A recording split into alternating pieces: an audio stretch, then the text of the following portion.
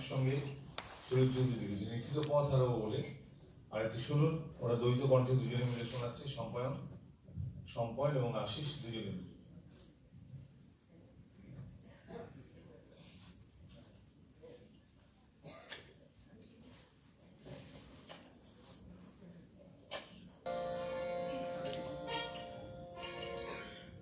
বহরমপুর রবীন্দ্র সদন মঞ্চে রবি ছন্দ 42তম প্রতিষ্ঠা বার্ষিকী।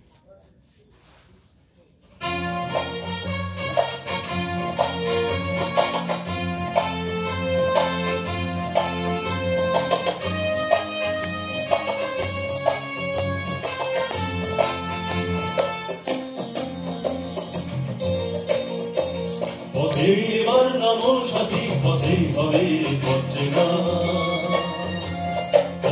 এবার নামো সাথী পথে হবে পড়ছে না। জলস্রোতে নানান পথে মনোরথের ঠিকানা, হবে চেনা হবে জানা। পথে এবার নামো সাথী পথে হবে পড়ছে না।